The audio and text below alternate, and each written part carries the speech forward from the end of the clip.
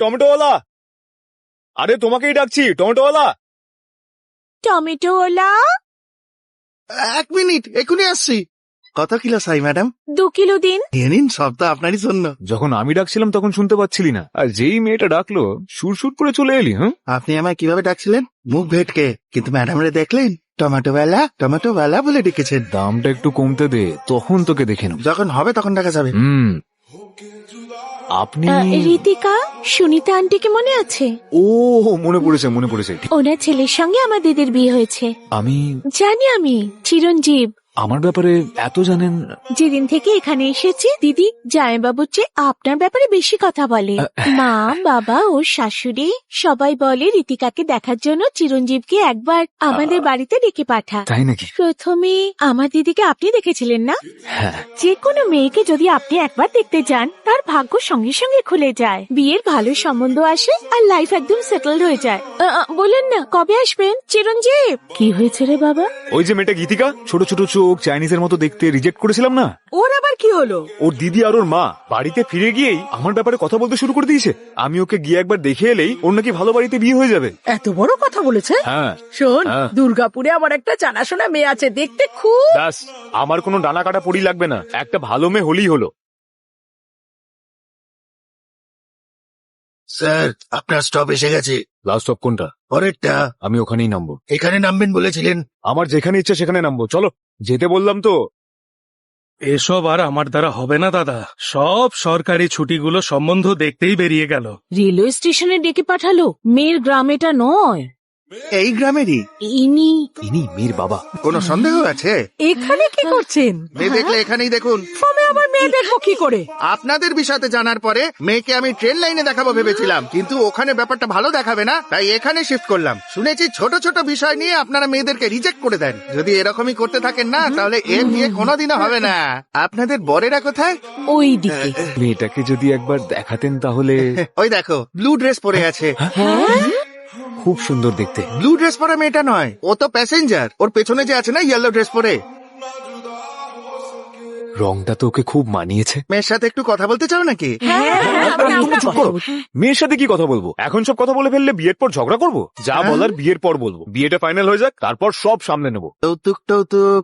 আরে এসব আপনি কি বলছেন? বিয়েতে আপনাকে 1 পয়সাও খরচা করতে হবে না, শুধু ছাদনাতলা বানাবেন, মেয়েকে এক কাপড়ে নিয়ে আসবেন, সিঁদুর পরিয়ে বাড়িতে নিয়ে চলে যাবো। কি মা? না না, এনারাও রাজি আছেন। যদি আপনি কিছু মনে না করেন। আজ রাস্তায় স্কুটারটা বন্ধ হয়ে গেল, একদিন ভেঙেই ফেলবো এটাকে। মেকানিকটা গিয়ে ওকে নিয়ে আয়। দাদা দাদা দাদা প্লিজ, দাদা আমাদের বাঁচান দাদা, প্লিজ দাদা আমাদের হেল্প করুন দাদা। দাদা আমরা বিয়ে করতে চাই দাদা, প্লিজ আমাদের বাঁচান দাদা। বিয়ে ভাঙতে দিই না। তোর মাথা খারাপ হয়ে গেছে নাকি? হ্যাঁ, হয়ে গেছে। হ্যাঁ হয়ে গেছে। নিজের বউয়ের নাম বল। ঐশ্বরিয়া রায়। ঐশ্বর্য কি? রায় রায়। তোমরাও বিয়ে করে সুখী থেকো, কেমন? দাদা আবার কি হলো? আপনার স্কুটার ওদিকে রাখা। আমি জানি। কি হলো মেসোমশাই, বাইরে দাঁড়িয়েছো কেন? কি হয়েছে মেসোমশাই? কি হয়েছে বাবা? সরি বাবা, এরকমটা হয়ে ভাবতে পারিনি। সবাই ঠিক আছে তো? কি হয়েছে? আরে তোমাদেরকে জিজ্ঞেস করছি, হয়েছেটা কি? কাল আমরা রেলওয়ে স্টেশনে গেছিলাম না? হ্যাঁ গেছিলাম, তারপর? ওই যে মেয়েটাকে দেখতে গেছিলাম না? কি হয়েছে বলবে তো? ওই মেয়েটা। ওই মেয়েটাকে পছন্দ হয়নি? ওই মেয়েটাকে তোমাদের পছন্দ হয়নি? ওই মেয়েটাকেও পছন্দ হয়নি? ওই মেয়েটা তোকে পছন্দ নয়। দুজনেই রিজেক্ট করে দিয়েছে। এতদিন আমরা সব মেয়েদের রিজেক্ট করছিলাম, এখন মেয়েরা আমাদের রিজেক্ট করছে। কি দারুণ! আর আমার জীবনে বিয়ে হবে না। না না বাবা, ওকে বাই, চললাম। হ্যাঁ, ওই হিমালয়তে যাচ্ছি, হিমালয়। এখন মেয়েরা আমাকে রিজেক্ট করছে, এটা কি মানা যায়? আমি সব মনের কথা আপনাকে বলি, অথচ আপনি আমাকে বুঝলেন না। আমি কতটা কষ্ট পাবো সেটা ভাবলেন না। আমার সামনের গাড়িটা ডান দিকে সিগন্যাল দেখিয়ে বাঁ দিকে চলে যায়। কোনোদিন কোনো গাড়ি ব্যাকে চলে এলে আমি তো চাপা পড়ে যাব, তখন কি হবে? হ্যাঁ, আমার কি অবস্থা সেটা একবার ভেবে দেখেছেন? আমি কি আপনার কাছে কখনো হিরে মতে চেয়েছি? আমার একটা বিয়ের ব্যবস্থা করে দিন, এটুকুই বলেছি। আমার বাড়ির লোকের কথা ছেড়ে অন্য কারোর কথা শুনলে এতদিনে বিয়ে হয়ে যেত, অন্তত শান্তিতে থাকতাম আমি। কিন্তু বাড়ির লোকের কথা না শুনলে বিয়ের পরে তো অশান্তিই হবে। হ্যালো, দেখেছেন এখন আকাশ থেকে হ্যালো বলছেন, আমি শুনতে পাচ্ছি। এক্সকিউজ মি, এদিকে। আরে কোথায়? এখানে। হাই। হাই। আপনি আর সেই দিন রাতে বৃষ্টির সময় ট্যাক্সিতে আপনি হেল্প করেছিলেন। হ্যাঁ মনে পড়েছে। ইটস ওকে, আমি অনন্যা। চিরু, কি করেন আপনি? আমাদের একটা ডেকোরেটরের ব্যবসা আছে, ওই বিয়ে মানে বাড়ির না order না, টর্ডার- সেটা না, মানে এখন এখানে কি করছেন? কার সাথে কথা বলছিলেন? কার সাথে কথা বলছিলাম? হ্যাঁ। সূর্যদেবের সাথে। কখনো কাউকে কষ্টের কথা বললে তখন হয়তো শুনে নেয়, তারপর বেমালুম ভুলে যায়।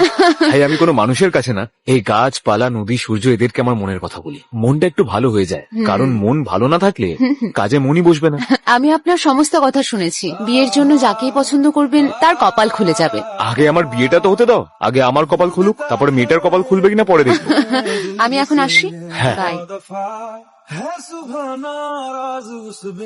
বিয়ের জন্য যাকেই পছন্দ করবেন তার কপাল খুলে যাবে। মেয়েটার কপাল খুলে যাবে কেন বললো?